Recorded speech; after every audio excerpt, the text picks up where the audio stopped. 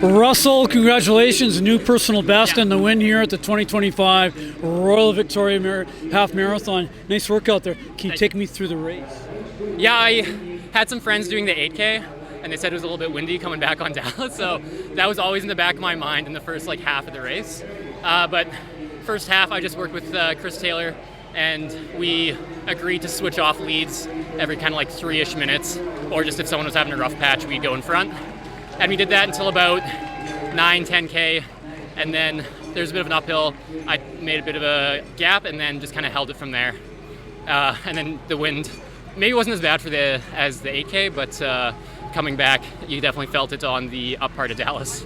Is that a tactic that you thought about before the race to employ, how to manage the wind, and working off and on with Chris Taylor?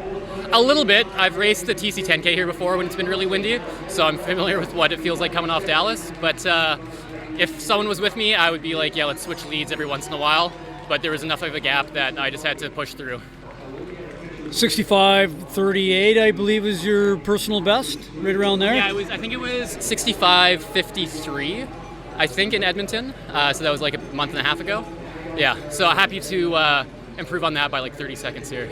Yeah, I saw the personal best and the date of it in August. Yeah. How was that running in Edmonton in August in a half marathon?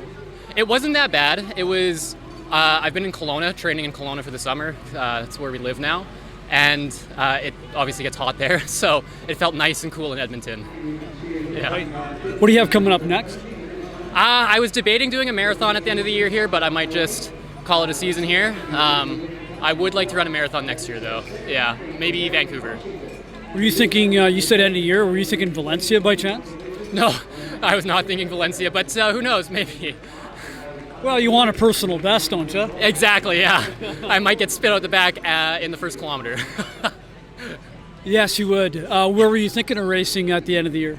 I was debating doing the California International Marathon, but leading into this race, I had a bit of a hamstring kind of flare-up, and I don't want to push it at the end of the year here, so...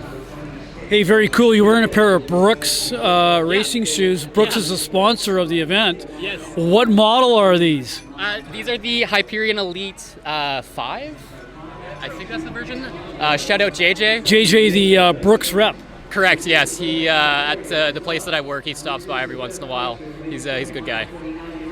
So who are you training with? Because there's Melindy Elmore, Trevor Hoffbauer, I think maybe he moved back to Calgary. Who else is there that you can train with in Kelowna? I do most of my training on my own just because I'll work out in the morning before work, and it's just time efficient that way. But there's a couple triathletes that I know in Kelowna that I've hopped in with workouts, so shout out Brock. I haven't ran with him in a little bit, but he's a good guy. Well, terrific run here today. Nice win and battle with Chris Taylor throughout, and fighting the wind off. Thanks so much. Here's the man who's going to do so. The Kelowna runner, what a finish. Number 5038. Excellent job as he pushes on the pace to the finish line there. Congratulations, Russell. What a job. My goodness. Brilliant athlete and taking the victory here.